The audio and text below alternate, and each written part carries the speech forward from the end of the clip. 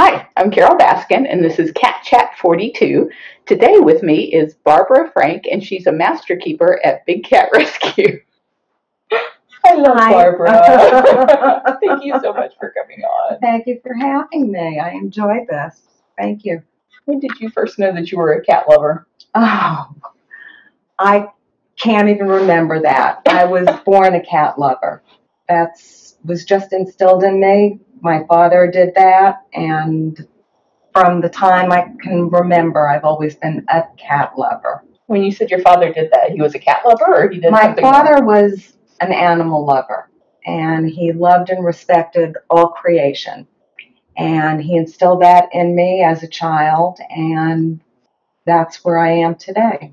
Wow. I was talking to Jamie about having you on the show, and she was telling me that you had even considered vet school at I one point. did. I did. When I was much younger, I really wanted to be a veterinarian, anything to do with animals. It's my passion, and I am so fortunate to be here at Big Cat Rescue to have my passion come to fruition. I just am so thankful for being here. Actually, I would like to say one thing. Tomorrow is Valentine's Day, and not only is it Valentine's Day, but it is my 10th year anniversary Oh, at wow. Big Cat Rescue. Oh, So I am very proud and honored to tell you that. man, that's a Mhm. decade. Yes, of it is. time. And this master keeper designation that you have means that you're putting in like more than 16 hours a week. I think Yeah, that's oh, the minimum. absolutely. Absolutely. About how many Yeah. hours a week do you put in? Because I see you here all the time. I put in maybe 20 hours a week. Man. Yeah, Woo. but I love it. And it's a part of me. This is my second family, my second home. And it means so much to me to be here.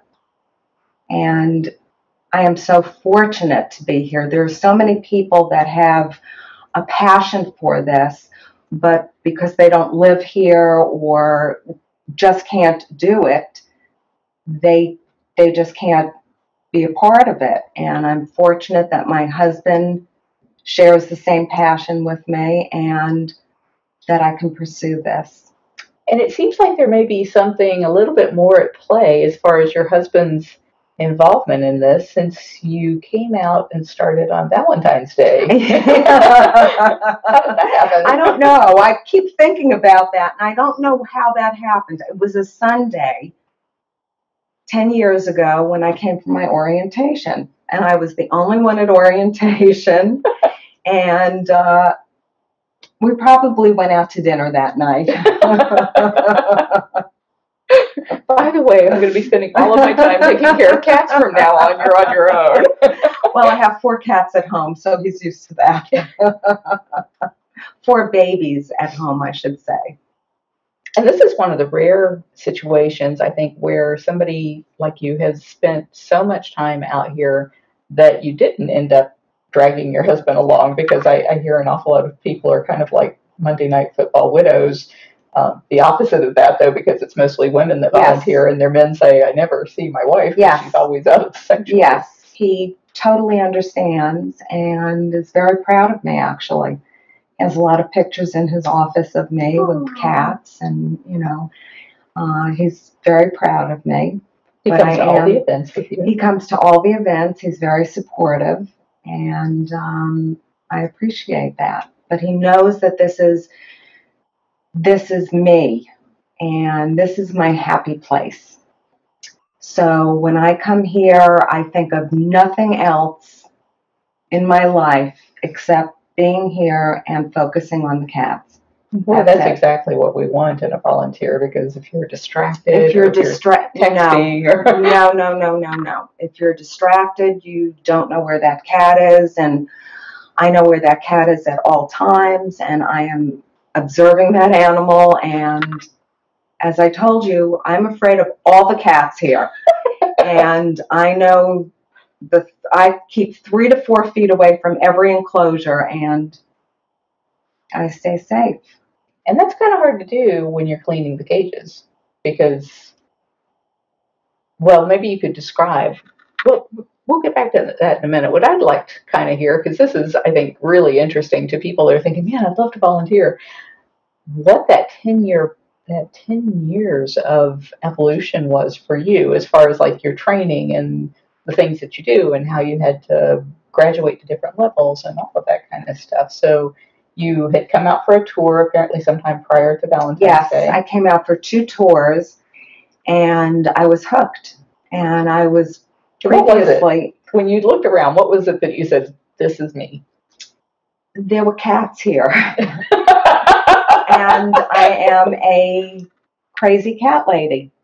And I just thought, this is it.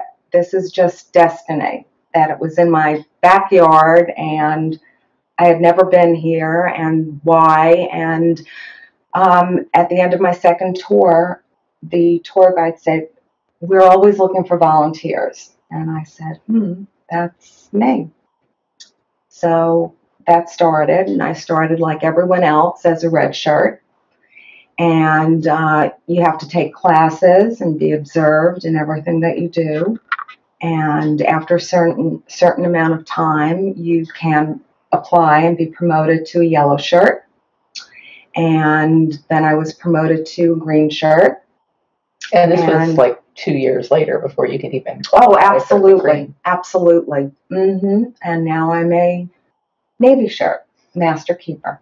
Wow. Mm-hmm. That's our highest Yes.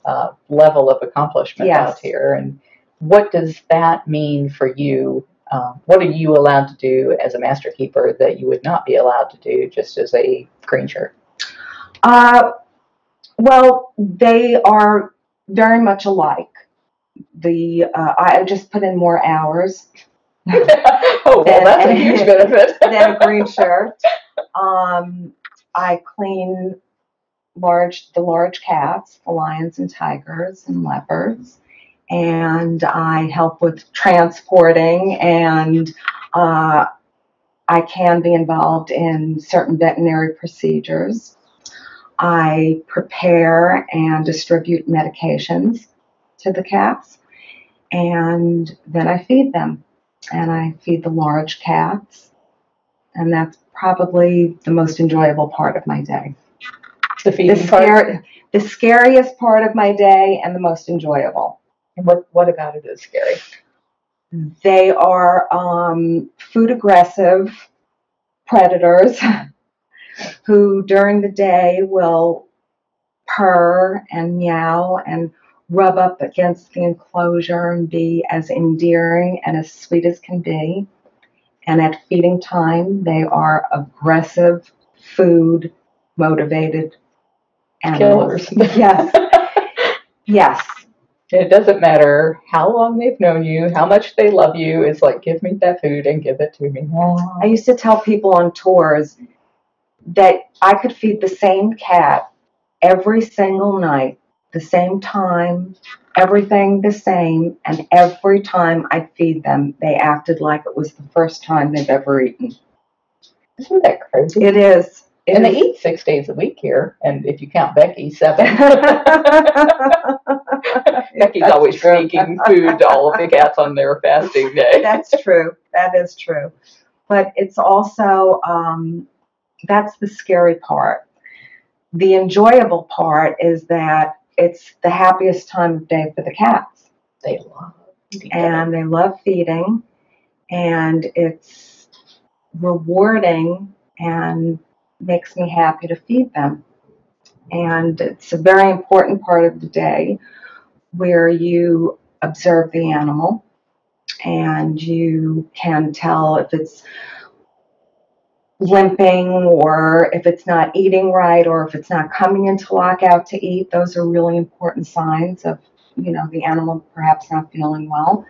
So it's a very important time of the day. Because if anything is going to be amiss, you're going to notice it if they don't. Feeding. Mm-hmm. And were you the one that had noted Armani having the trouble? So Armani's a leopard, and she had been on the chart. We looked at this 4 times in the last 4 months for eating her food very quickly and then vomiting it back up. And we weren't sure if this was a behavioral issue because of her competing with her sister at dinner time, even though you guys separate them, right? But in fact, one of the things we were talking about maybe doing was leaving them separated for the rest of the night and not turning them loose until the next morning to see if maybe if she knows, okay, every single night I have all night I long have to all eat night this. to eat, right. So that might work, but like you just said, they act like every night it's the first time, so maybe that won't work either. Yes, I noticed Armani was in distress when I was feeding her. What was she doing? Uh, she was foaming severely from her mouth, and her body language was just, she was standing like a statue, and she wasn't Standing or sitting? standing. She wouldn't sit. She was standing. And she wouldn't eat the rest of her food, and she was in distress. So I immediately called for our operations manager, who came out and said that this is what she does. And I sat with her for about 15 to 20 minutes, and she was not getting any better. So I called for the operations manager again and told her that I was very concerned. So we went out with flashlights, and Armani was doing the same thing. She continued to do it, and fortunately, I had left, but Gail and Jamie were able to get her into a lockout and secure her there for the night, and in the morning, take her to the vet. Great. And that wouldn't have happened if you hadn't been observant of the fact that she was acting weird and foaming at the mouth. Because they frequently foam. They vomit up foam. They do all kinds of stuff that just looks weird. But your 10 years of experience told you this is different. Absolutely. This is something Absolutely. Really her body language, everything about what she was doing was definitely a red flag. Definitely. I know one of the things that we see so frequently on the observation charts is people will say the cat was acting weird. And it's like, that's about the best you can actually describe it. It's just, I know there's something wrong. I know in my heart, in my gut, I know something is not right. Do you think that that's something learned over 10 years, or is that something that if you're just kind of intuitive to cats, you kind of get that? Did you I think it's the second. I think it's just something that you know. I don't think it necessarily comes with experience, because I know people who have experience that don't have that inside feeling that something's not right. No, I just know something's not right. So that's interesting. Yeah. I never thought of that, but yeah, it is interesting. And it would be easy to kind of blur the lines since you've been here for so long. It's like, well, did I learn that? Yeah, did I learn that? Right, right. But I think you're right, actually. And I do think the longer you're here and you know the different cats and their personalities, you know what is right for them and what isn't. So we have a few cats that are extremely reclusive and will not come out. So you know that. But on the other hand, there are cats that are in that lockout at feeding, before you get there. And if they're not, it's immediate. Oh, something is wrong. The cat must be loose. Yeah. Oh, God forbid. That's another thing that people ask me all the time. It's like, I think we have like 35 bobcats or something. How can you tell the bobcats apart? How can you tell any of these cats apart? It's difficult. I mean, I find it difficult. But as I said, you just get to know their personalities, and you get to know their coloring and their different faces, and you just know who they are. But I do find it difficult. I have to admit, I find it difficult. So, especially with pictures. People show me a picture and they'll say, which one is that? And it's like, well, you were at such a weird angle. You got this face swooshed up like this on the fence. I can tell Jade and Armani immediately. But because Armani's face is darker. Really? That's your reason? Yes. Oh, everybody says the tiara on Jade. I have never found that. Her face is darker, and I can tell the 3 cubs apart. Oh, no, that's genius, because I still can't. Oh, I can tell them apart. They can be sitting there all in a row, and I'm like, the little one, I think, is Artemis. Yeah. But other cats, I find difficult. The servals, I find difficult. I know Kalahari and a few, and of course, Little Feather stands out. Roger this big. Yeah, she's precious. Just adorable. I made her my Facebook cover today. Did you? Yeah. Oh, good. She is a little doll. You know what Jamie said yesterday that I had never noticed is that, well, what we discovered with Armani is that she had, because of that, she had a chicken leg stuck in her esophagus overnight, and so that's why she was having trouble breathing and why she was trying to arc it up and was standing and trying to bring it up. And she finally did manage to bring it up the next morning because of all the jostling that it took to get her back to the cat hospital. But she has a polyp right at the very back of her throat that every time she breathes, it's kind of catching in there. So if she's eating and breathing at the same time, it's making it very difficult for her. But Jamie was wondering if when we remove that polyp, if it's going to change her voice, because she has this little she does, and her sister's a higher pitch. And she does. She's the only one with that a really is interesting. Voice. I don't know. She may sound really strange after she gets that removed. She might. That might be something. Yeah. Wow. What does a typical day out here look like for you? And I know there's no typical day, so you can give me the parts that are typical and then tell me as you go along, but this happens and this happens. Okay. So I get here in the morning, and I get here about 8:30.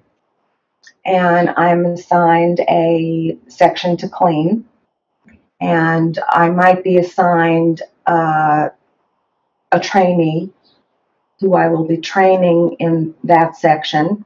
How many cats would be in a section?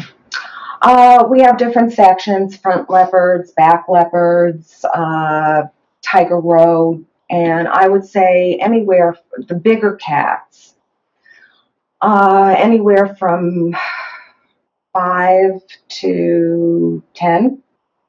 And so because of your expertise, you're usually cleaning in the big cat section? Always. Oh, really? Mm-hmm. Yes. We need volunteers that will stay a long time to get to that point. And yes. So I clean, and then I might give classes to anyone that needs them. And which classes do you teach currently? All of them. Oh, wow. Yeah. I'm impressed. That's a lot of classes. All of them. I'm approved to teach all the classes. So I will give classes to whoever needs them. Where do you do that? In food prep. That's a happening place here. Yep, it's a happening place.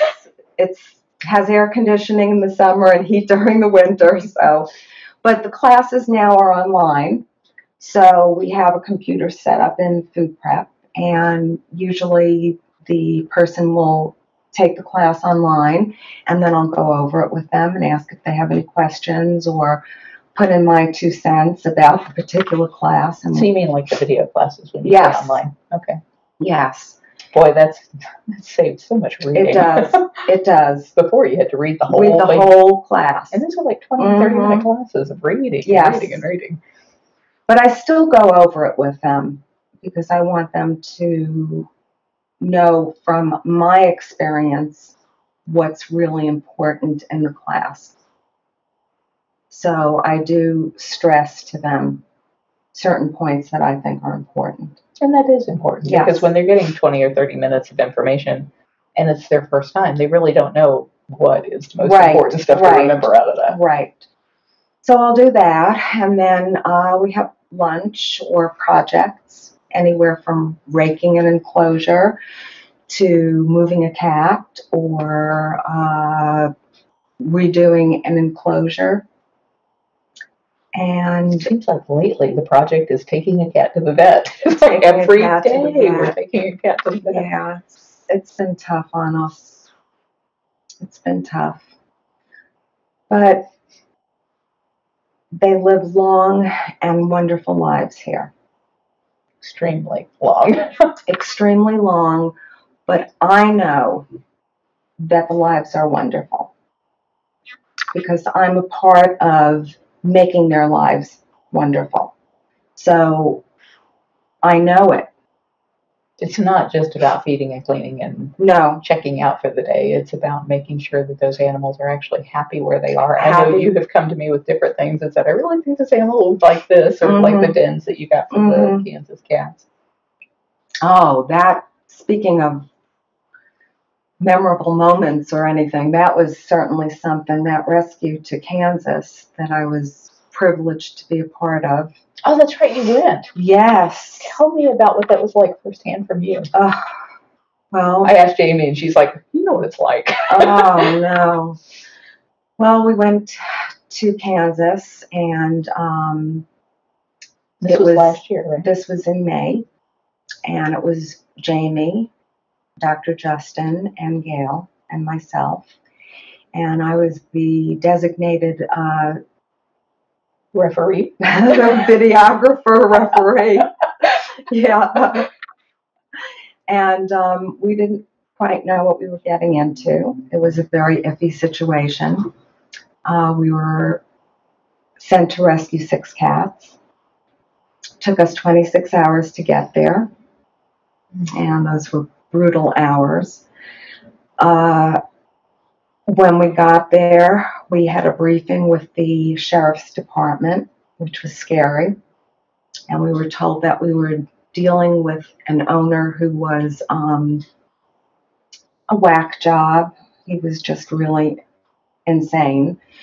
And we went to this farm.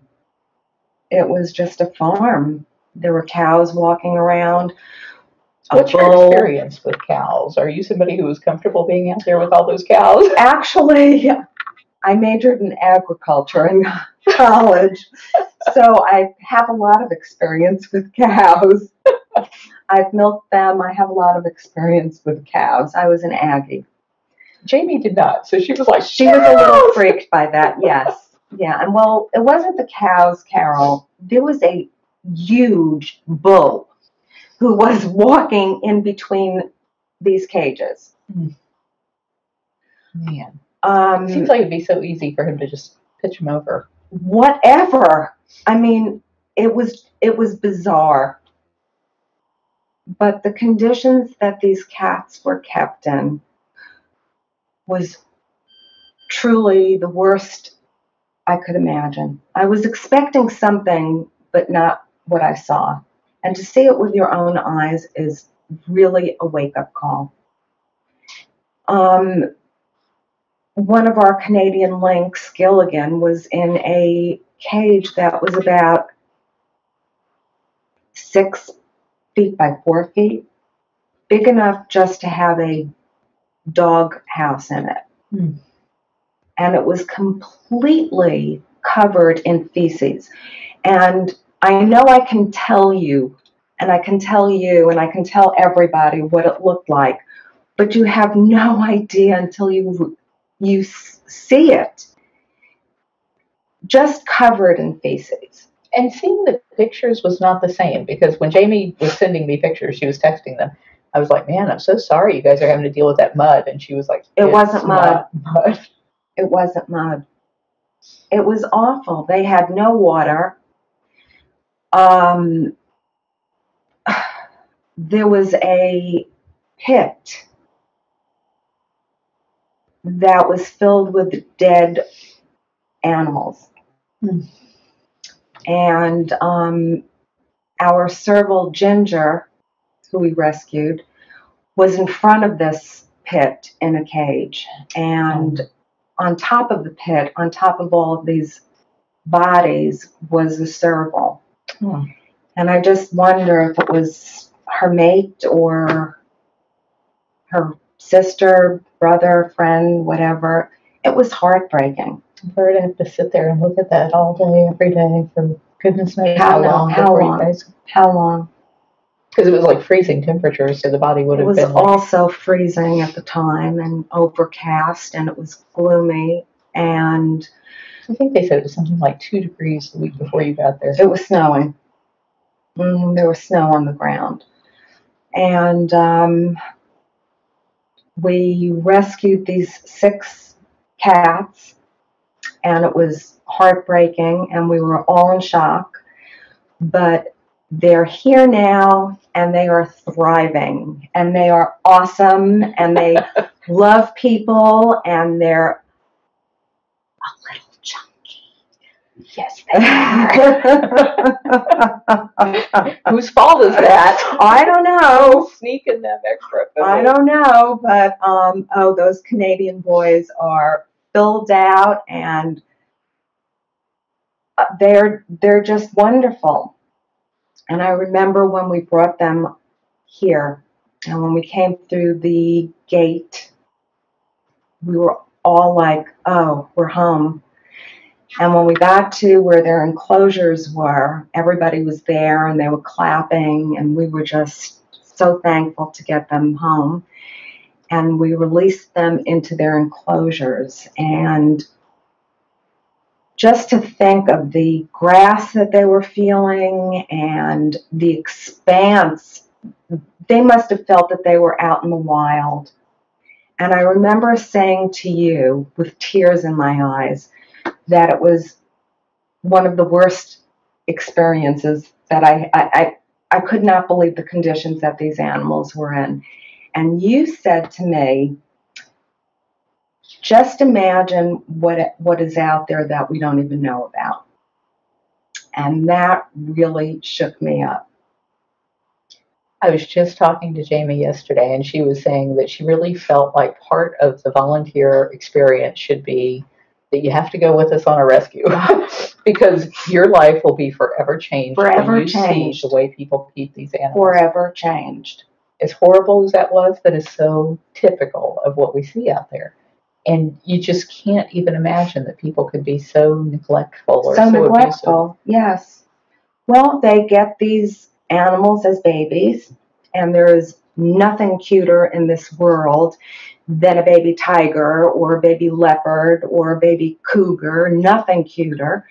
And they forget that they grow, and then they relegate them to a garage or a basement or these substandard cages, and maybe feed them once in a while or give them water once in a while. It's just out of sight, out of mind.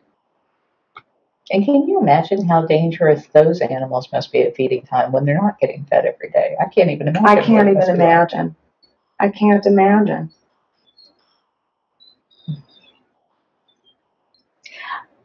Yesterday, I asked Jeff to change the sign on Thurston's cage because when Thurston arrived, he looked so bad. We didn't know what he was. We were like, maybe it's a bobcat, maybe it's a caracal. It's definitely a caracal bobcat mixture.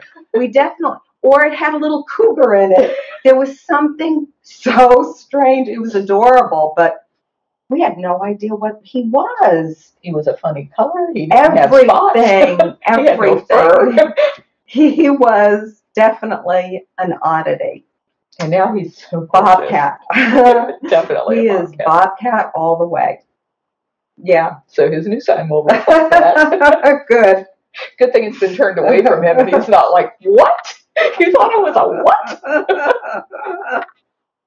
Absolutely. Yeah, he was an oddity when we first saw him. It was like, what is he? We had no idea, but now that he's healthy and has filled out, he's a beautiful bobcat. And Lovey, she's filled out nicely. She's filled out, and for the first 2 or 3 weeks that she was here, she stayed in that den and wouldn't come out, and now she is as friendly and outgoing, and it's just amazing to me. In under a year. In under a year. I think you were probably one of the big proponents for getting Marianne and Max together. I was, yes. I thought that would be an outrageous duo. I really did not think it would work, though. And to see them now is amazing. What made you think it wouldn't work? I don't know. It was just introducing two cats to each other who Didn't know each other, and that was scary. Lived in, solitary by themselves and didn't, I don't know. It was scary. Especially for Max, it's like, who knows if he's ever even seen another cat. Yes. And he's so much bigger than her. He's like twice her size. He's twice the size. Mm-hmm. I didn't realize how much bigger until we had him in cage together. It's like, ooh, did we think this through? Yes, he's much bigger. But look at them now. I mean, they're really cute together. And for Valentine's Day, and she's running, well, all the females do. And she's running things, actually. So, yeah. Wow. So I had kind of interrupted you and we got off track. We were talking about what your normal day is like. And you got up to the point of you give classes. So I give classes, and then we usually have a project, which can be anything from raking, collecting sticks, fixing lockouts, anything. And then I prepare the meds. And when you say prepare the meds, give an idea of how many cats are on meds, why they're on meds, what kind of meds, and what it is that you do to prepare them. Okay. We have quite a few cats on meds. Quite a few. And that's because of their age. And we're a geriatric facility. I was looking yesterday. We have like 78 cats who are over the age of 15. That's old. 29 that are over the age of 20. That's old. Ridiculous. That's old. It's like 120 in human years. Yep. And so meds have to be started early because we feed right after. So I will start the meds, and that entails cutting up meat and chicken, and you have to know the cats and what they prefer and what they would like and what they don't like. And we have very picky cats because they're spoiled. So and you have to chew a pill out, and who will chew a pill out, and who won't, and who's going to be the problem. And so I will prepare them. Most of the medication is tramadol, which is a pain reliever for arthritis. And some cats might be on antibiotics if they have a wound or something like that. They can be on antibiotics, but most of them are on a tramadol pain reliever for arthritis. And the reason these cats are so susceptible to arthritis is not only because they're so old, but so many of them are declawed. Yes. And so if you haven't seen the Paw Project, you should really take the time. It's like $10 to buy the DVD from thepawproject.org.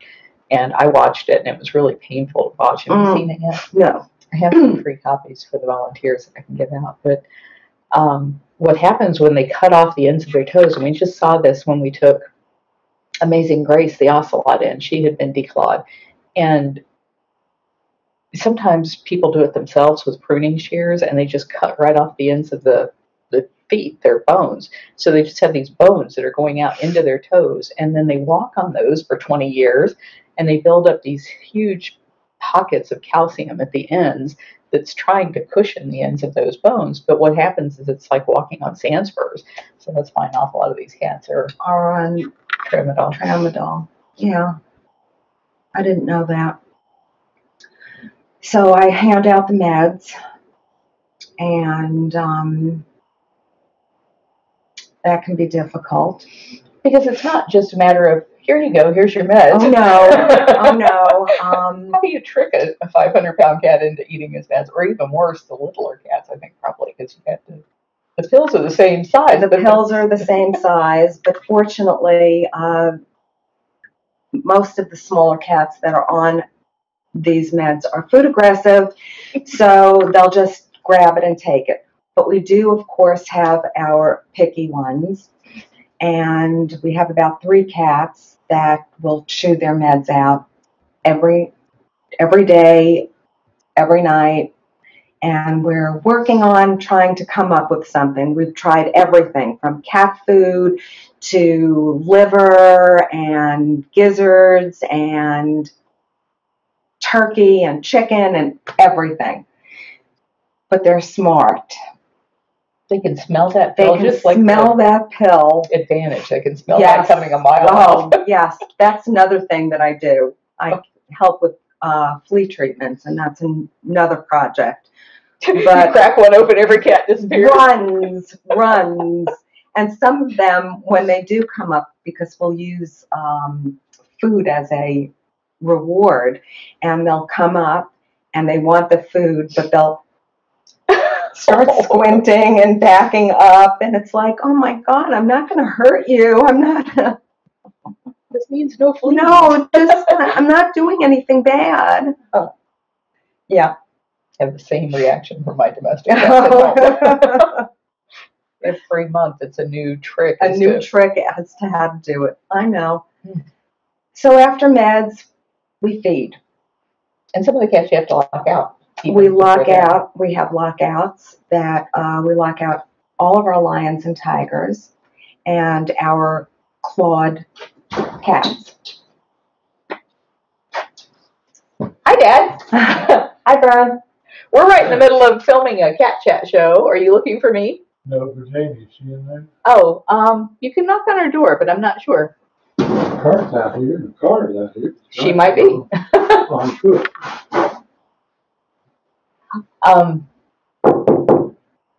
You lock out. Oh, she is in there. Heard the voice. You lock out the cats, and what is the reason for locking them out? And what is it that you're locking them out from?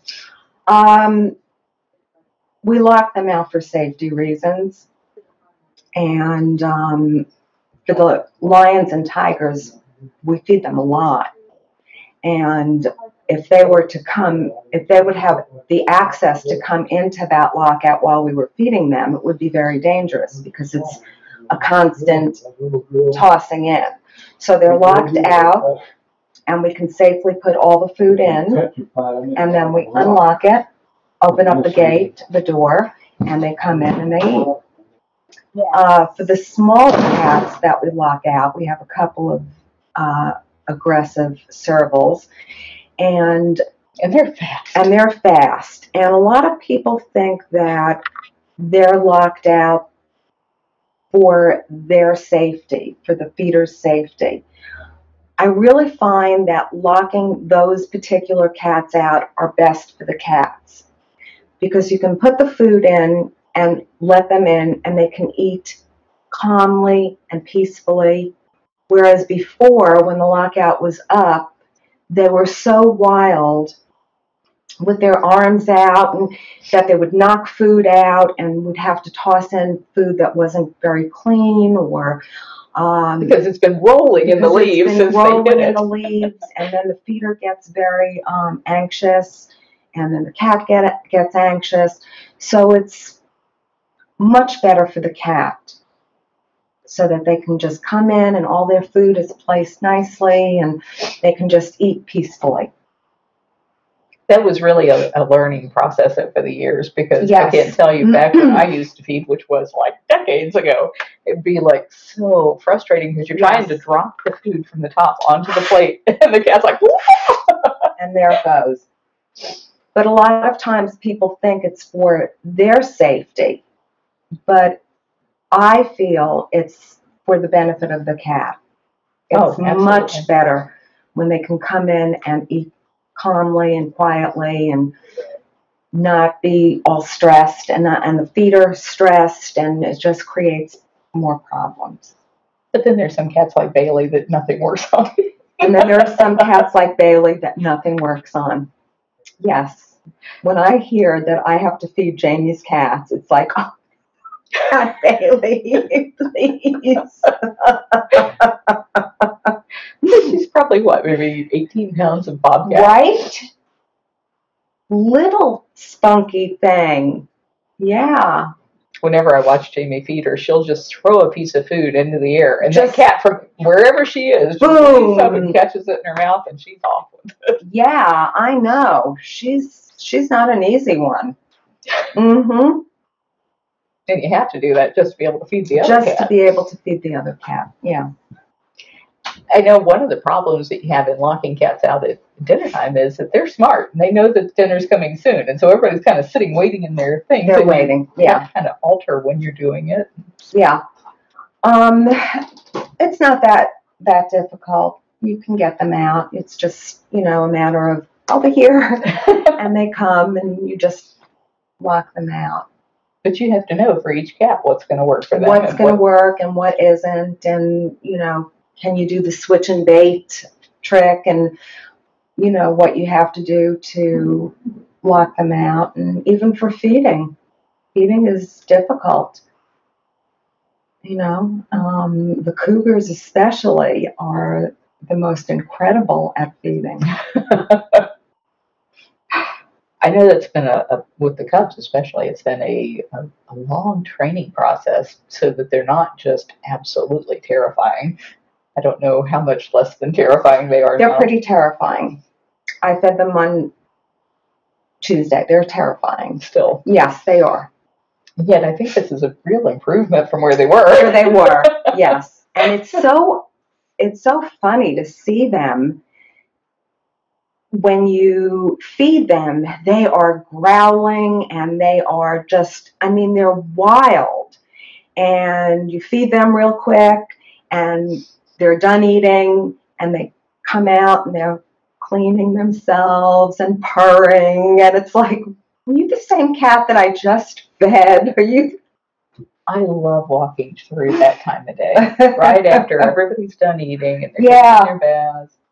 That is the most peaceful time.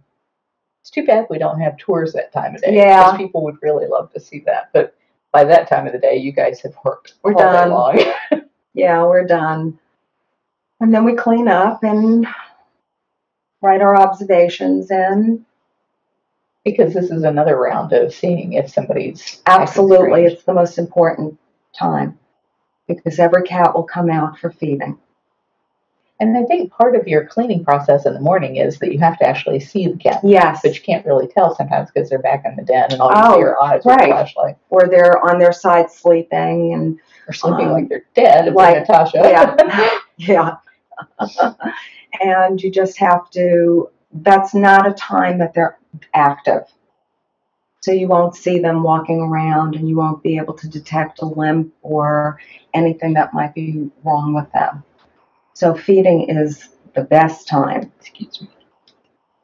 And that's what I teach people in the classes, that it's the most important time of day to make sure that you watch sometimes people are just so focused on feeding that they will feed one cat and then go to the next cat and then go to the next cat, because it can be stressful. But I stress that you have to feed that cat and watch him.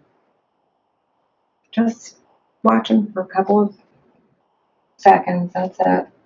And sometimes, the only part about this that I usually see is what ends up on the observation chart. And somebody will say that a cat was chewing their food on the other side of the mouth that they don't usually use, or something like that. So you really have to know those cats to be able to know if there's a broken tooth. Absolutely. Absolutely. And that's where operant comes in, which is wonderful. Tell us about operant training. What do we do it for, and how do you do it? We do it we reinforce positive behaviors. And we teach the cat certain behaviors. We don't teach them to roll over or to jump through a hoop. We teach them very easy commands: up, down, sit, and getting a cat to stand up. Very important. You get to see their paws and their claws and their tummy, their legs.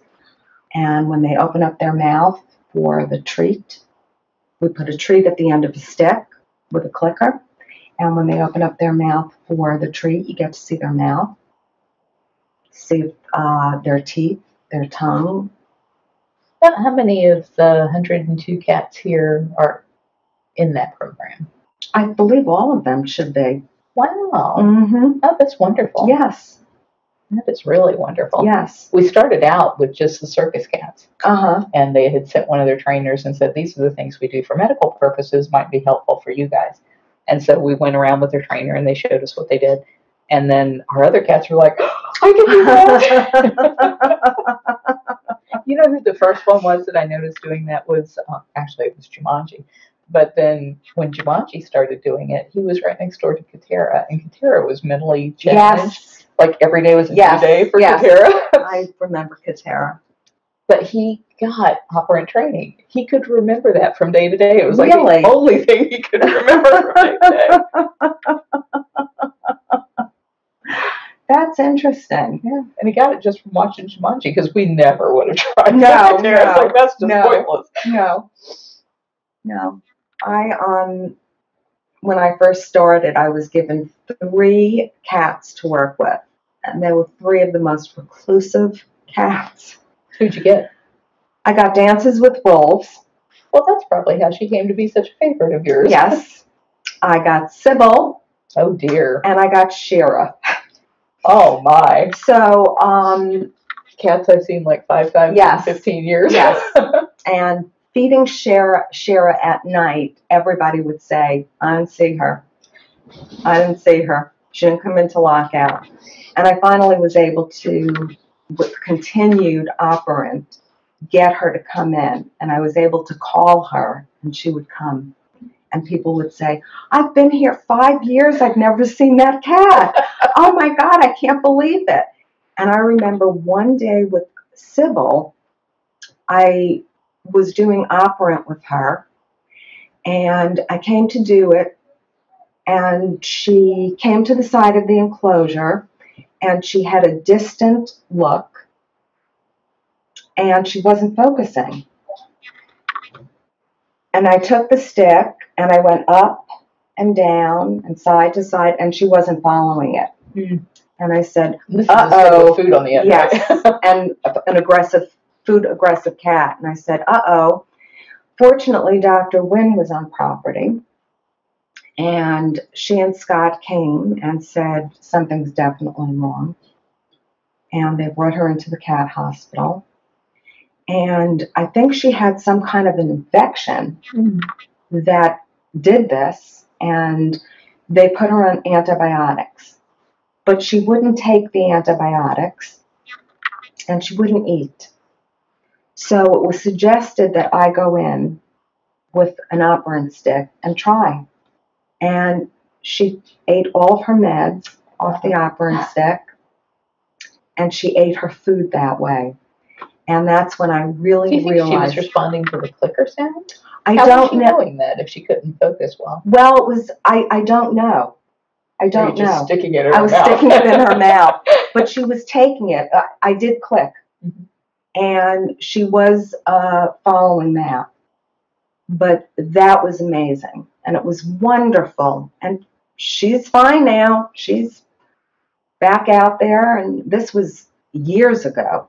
Yeah, it had to have been prior to 2009. It was years ago when she was in the old enclosure. It's funny how those of you who've been here such a long time can remember the old enclosure where the cat lived, and sometimes 3 enclosures back where the cat lived. Yes. So that was a great experience, and knowing what operant can do.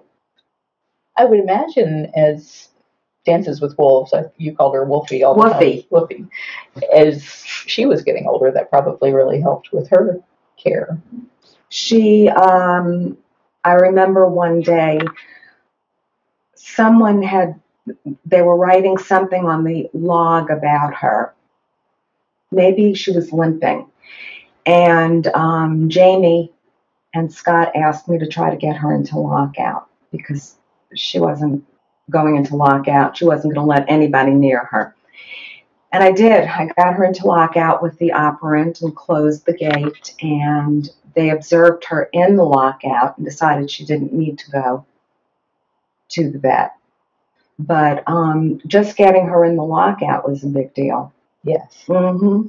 And that saved her so much trauma, because if you had not been able to get No. her in the lockout, it means we have to go in there with nets. We have Absolutely. to chase her all over the place. Absolutely. And when they're running for their lives, they're not Yeah. limping. So Yeah. we won't know until we've done all of that damage Mm-hmm. whether or not she's really needing to go to the Mm-hmm. vet. Yeah. Makes a huge difference. It's one of the things about our program out here that I'm so thankful for, and I'm always wondering, how could we find ways to make more time for that, because it's so important when they do need help. And now with the aging process, it's really important. Especially as they're getting deaf and blind, and so it's like, okay, I have to stop my foot so you know I'm over here. Wake up. Yeah. And not only are they getting older, I'm getting older, so it's like a little difficult too. At least we're sympathetic to their issues. Yeah, I know, I feel that way too. Yeah. Do you have any favorite cats? I actually feel a bond with the Kansas cats, and I have a thing for Canadian lynx. So I am very fond of Gilligan. But a little personality. Yes. Yes. I love really his call. Is that the funniest thing? He stands on the side of the cage and he'll do that. Very cute. But I can't say I have favorite. It's difficult because I love them all, and I don't want to have a favorite. And I can certainly understand that. People ask me all the time, do you have a favorite? Mm-hmm. It's like having a favorite child. Yeah. You have a favorite child. Yeah. But some people do, so that's why I figured I'd ask Yes. I'm partial to the Canadians, but I think when I first started, I had a favorite cat, Sylvester. Mm. And he was he was a cougar and very personable boy. And when he passed away, I said, no more, not, And then I had Woofy, Dances with Wolves, a Canadian lynx, who I was very fond of also. And then she passed away, and so I said, no more. It is hard. You get so attached to these guys. Carole, that's amazing to me that I have 4 cats at home, and I go home and I love on them and I kiss them and hug them and cuddle with them, and I do, everything. They're my babies, and I love them. I come here and I love these cats, and I've never touched one, cuddled one, kissed one, and I love them. And it's even odd to me, how do you love something like that you don't have contact with? But I do. I love them, and I think all the volunteers feel the same way too. We're all in tune with that. And I think I really appreciate the fact that you brought that up, because we are a no-touch facility, and people say all the time, well, if you love them, why don't you pet them? Why don't you have contact with them? And I think it's disrespectful to the animal, because they're forced to be in a cage.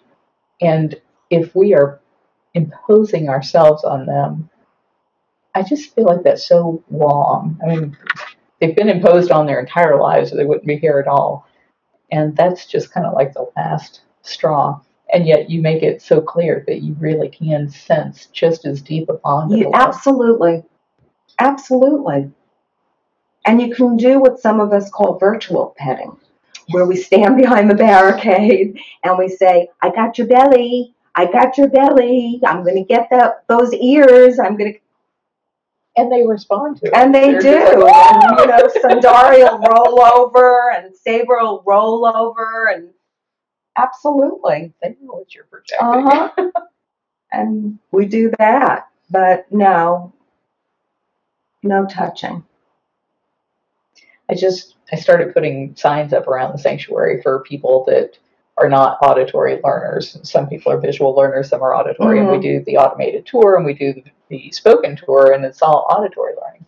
But by putting little signs around that talk about the different aspects of the cats or the sanctuary, I thought maybe that would help some people who are visual. And one of them is that we don't allow contact because it's dangerous and it's disrespectful. So it's not just a matter of it being stupid. Yeah. Which it certainly is. Yeah. They're so much faster than we are. Beyond. I mean, they are so fast that I couldn't imagine having one of these animals. How people can possibly have them. And we have former pets, and I don't understand how they fed them. The New York servals, I don't understand how these animals were fed. Almost like by a dumbwaiter or I something. don't. Went to the basement and opened up their new food. I can't imagine. I mean, they frighten me. I am so afraid to feed them. And people laugh, the volunteers, you'll feed a tiger, but you won't feed the New York servals. Yeah. Well, their heads come out of the cage that far. I am afraid of them. Absolutely. On days like yesterday, you were out here yesterday. No. Day before yesterday? Yes. It's like 50 some odd degrees. It's raining. It's nasty. Miserable. You get out of your nice, warm, cozy bed and think, I want to just jump out into that at 8:30 in the morning. What makes you do that? I actually do say that. Because it's my place. It's where I'm comfortable. And it's my happy place. Wow. When I drive down Easy Street, when I bump down Easy Street, it's exciting for me. It's even after 10 years. Yes. Wow. Yeah. I love that. It's my happy place. And my whole family knows it, and my friends know it, and whether they get it or not. And have you made friends here? Are there people that you didn't know before that are now friends of yours? Mm-hmm. Well, one thing I can say is that we come from different walks of life. We have different beliefs. We are completely different, all of us. But one thing that we share are the cats here. So when my friends at home will say, oh, God, not you and your cats again. Nobody says that to me here. And I can say to people here, you know what my cat did this morning? And they say, what? Not where my friends at home will say, you know, what? Or, you know, a cat? You know, why don't you get a dog? Or people here don't say that to me. So I'm in my element, so to speak. It's like cheers. Yes. Yes. Wow. That is so wonderful. Are there things that you have seen over the last decade as far as the changes in what's going on out there for animals? Are you much aware of, do you get tours? I used to. I don't anymore because the interns are, we have a lot of interns and they do. But, yeah. Do you experience, or are you exposed to anything that's showing you a difference in the way people are thinking about animals, or in your field of things that you watch on television or documentaries or things like that? What do you think about the changes that you've seen in the last 10 years? Well, I think more things are coming to light now. I do believe that people are more aware. I mean, I have never met anyone outside my husband's friends or colleagues that have ever said, I would love a tiger. Well, you don't travel in those circles of stupid don't. people. I mean, but everybody says when they find out what I do, who would have a bobcat as a pet? Who would have? And they are amazed at that. I've never found anyone in my 10 years that said, gee, it might be interesting to have, one of those. Never. So I think people are more aware now of what's going on. And hopefully we're making an impact with the cub petting and petitions and things like that. Tigers. The white tigers. That place in Oklahoma. Hopefully something will come of that. That's where Howie is right now. Oh, really? Chasing them through bankruptcy court. Hopefully something will come of that. I don't have the internal fortitude that you have. I am more going for the throat. I would not be able to speak with You're actually more dangerous than I am. I would not be able to speak with these people or Although I think you did do some undercover stuff up at I did. the place where they were swimming with tigers. Yes, I did. You managed to keep your claws I in. did. I did. I kept my claws in, but I didn't keep my claws in with another one of ours. Oh, yes. I forgot about that. Yeah, I almost got arrested, actually.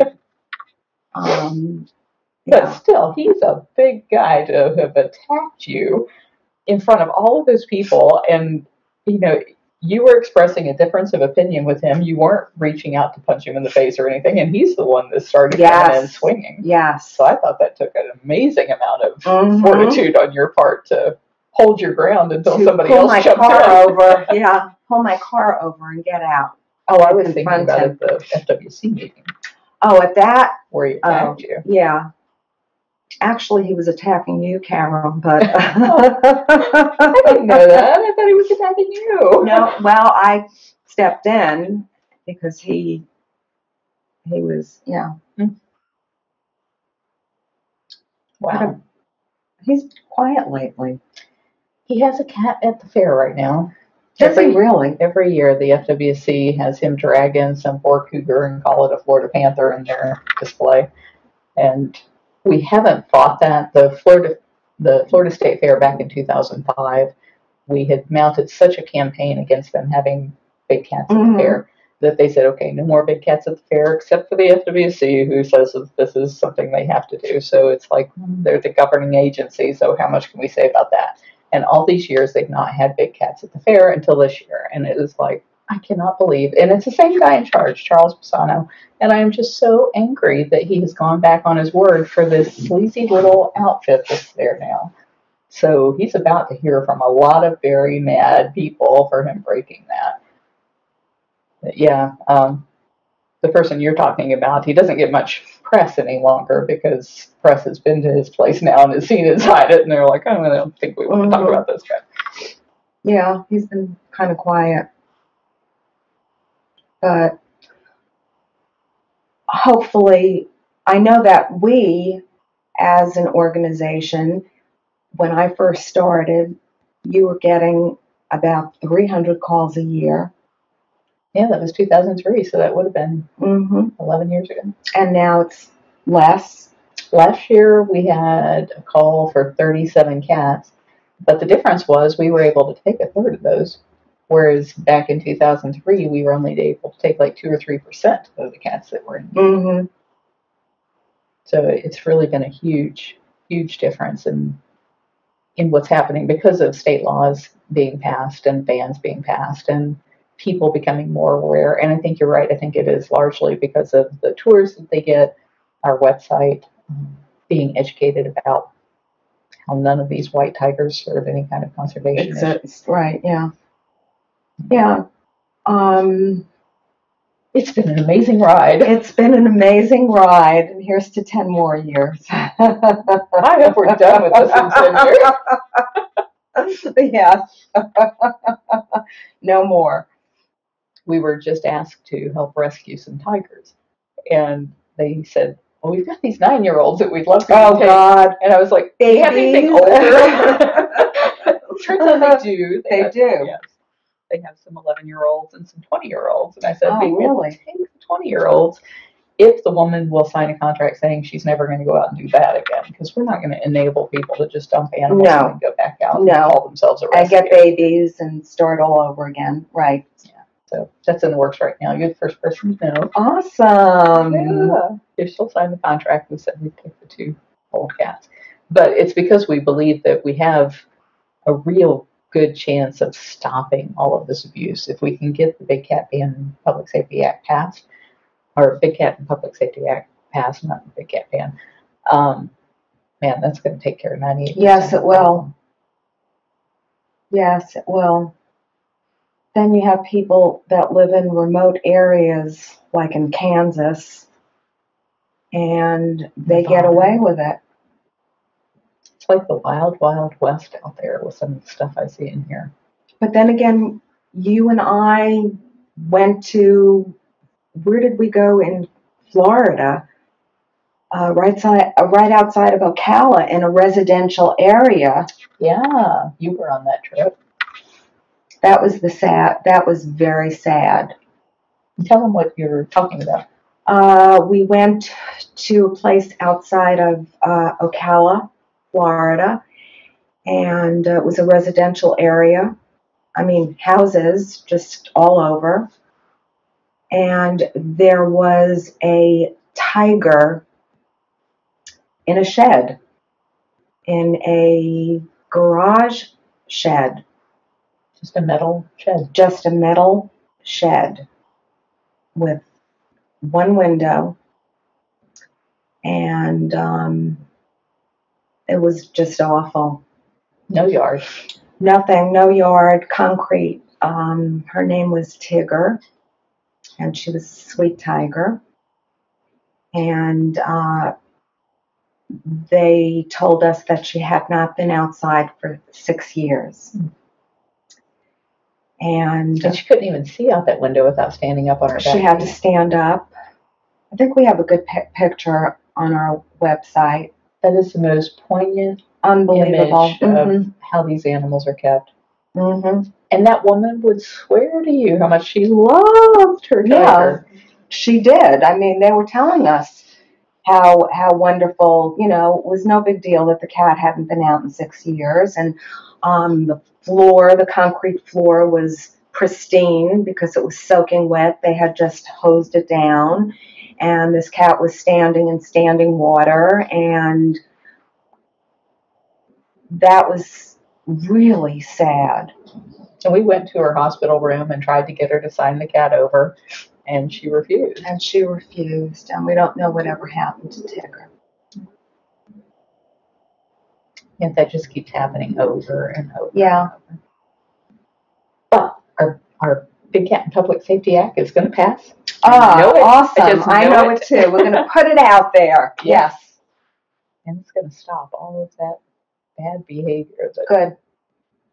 is causing so much suffering. Yes. Mm-hmm.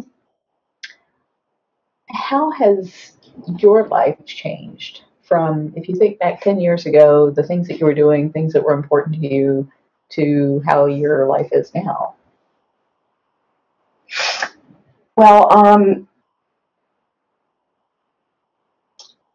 I was one of those people who thought it would be cool to pet a cub.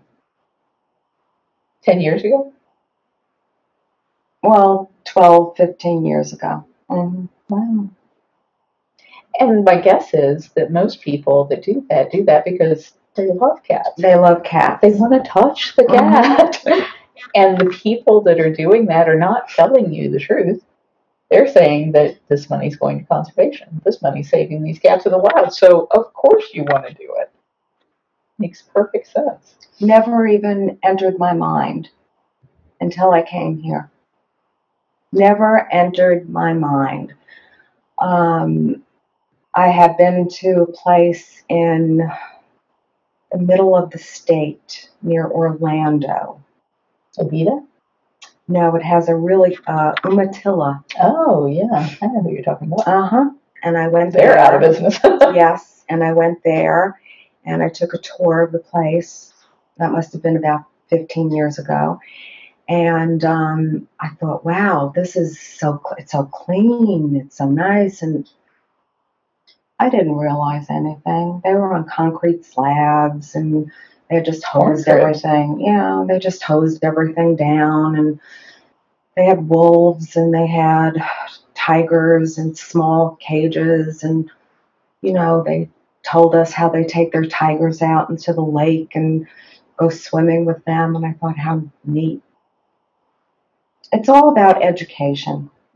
It's all about reaching out and educating people. Because I considered myself an animal rights activist my whole life. And I would never do anything to disrespect or hurt an animal. And little did I know what I was doing was awful until I learned otherwise. So it's a matter of education. That's one of the hardest things for me to keep in the forefront of my mind when I'm dealing with somebody who hasn't figured that out yet or hasn't learned that yet. And I get so angry. We have a new volunteer who just paid to pet a tiger cub, and I just went off on her. I was like, what were you thinking? And it's hard for me to remember. What was her response? She hasn't responded yet. I probably scared the poor thing off. Oh. But, it's hard for me to remember that not everybody has learned that none of these people that are letting you touch animals are doing it for the animal's sake or to save them in the wild. It's all about their own absolutely finances that they're doing it. And so I should be far more patient than I am when something like that happens. I find it bizarre that anybody can be a volunteer here and not know that yet. I do too. I think it's mandatory that they know that and adhere to that and not go and pet a tiger cub or get your picture taken with a tiger or animal. But she's brand new, so I'm really hoping that she does respond to me because I'd like to know where did we go wrong that didn't come across in her tour, in her orientation, in her first day here. How could you be here 3 times and not have gotten that message yet? Yeah. Because that's not her fault, that's our fault. Maybe. Well, she just wasn't paying attention. Yeah, I mean, you take a tour, you know what our mission is.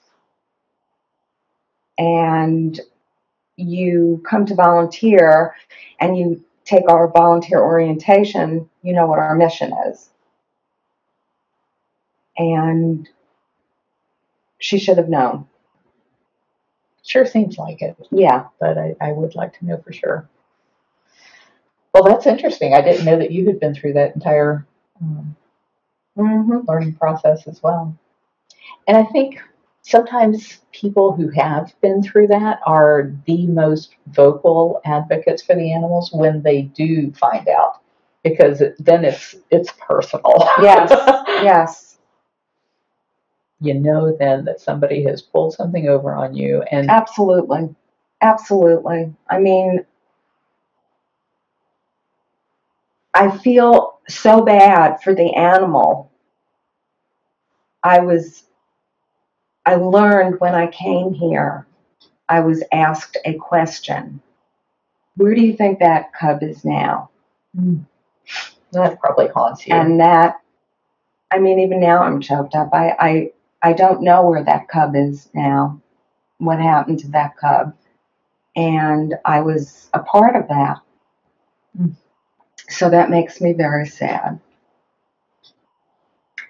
On a happier note, though, that is exactly how Arthur, Amanda, and Andre came to be rescued. Was somebody had gone through the exact same experience. They had petted cubs, and they asked themselves, where are these cubs now? And they launched on a mission an unbelievable mission that was I mean, it was a needle in a haystack for them to have found those cats again after all those years. And after the move from New Jersey to Texas and then getting them here. So um, that was a rare thing that you would even be able to locate the animal from back then. And I think an awful lot of these animals don't even make it. We just did that undercover thing at the fair. And I haven't seen the video footage yet that they got. That was yesterday, right? Yeah. But the photos they got, I was looking at that cub and thinking, next week that cub's going to be dead. They made their money off of it for the fair. Done. Yeah. It was in such bad shape and so lethargic looking, and its coat was so dry and brittle looking, and it had diarrhea, and the authorities aren't going to do anything about that. They'll just use that cat until he's dead. And I believe that most of them out there end up that way because of the fact that when we were 3 years ago in 2011, we were working with HSUS and World Wildlife Fund and IFAW and some of the bigger groups and putting together a list of how big is this problem. And so what we did was we went on Facebook and Flickr and YouTube, everywhere that people post pictures of themselves with cubs. And then we put together these huge spreadsheets to figure out, okay, well, there's 500 people that had their picture made with this cub, but it's only one cub because it's the same cub, same location, same background and everything. And then trying to figure out, well, how many of those are different cubs? And we came out with about 200 of these cubs being born a year for this purpose that we're actually seeing in these photos. But the number of cats in the United States is not growing by 200 tigers a year. And this was just tigers we were counting. So that tells me that. Where are they going? Yeah. If we're only having to turn away 37 cats in a year, then there's an awful lot of tiger cubs lion cubs, liger cubs that are dying along the way. Well, I wonder how Dade City has a cub every month to swim and play with. And yet the numbers don't continue. And the numbers don't grow. The one that bothers me the most was the one in South Carolina, because they actually have a storefront where you go in, you pick out the tiger cub that you're going to have your picture made with. Really? Yeah. And it's open during the tourist season, so there's always 4 or 5 cubs running around on the floor for you to pick out and have your picture made with. But every year, his number of cats stays right around 50. Stays right around 50. And nobody questions that. You can't get the authorities to do anything about it. I mean, we're questioning it. Getting anybody to take action on it has just been like pulling teeth. But if this ban is passed, then they won't be allowed to breed them outside of the AZA zoos. And that way, and the AZA zoos won't be able to dump them into brokers' hands who then dump them into private homes. So that's going to just stop. Control that, yeah.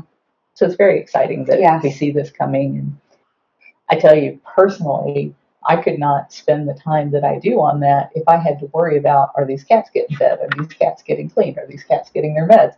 I know when I see you out there, they're getting that. Yes, they are. And I don't have to even think twice. And there's a number of people like you that are all out there doing the same stuff and working together. And on the days that you're off, there may be somebody Marie else, or Mm-hmm. Lisa or any number of people that have been here a long time. Yes. Mary Lou, my goodness, she's been here a long time. Becky, yes.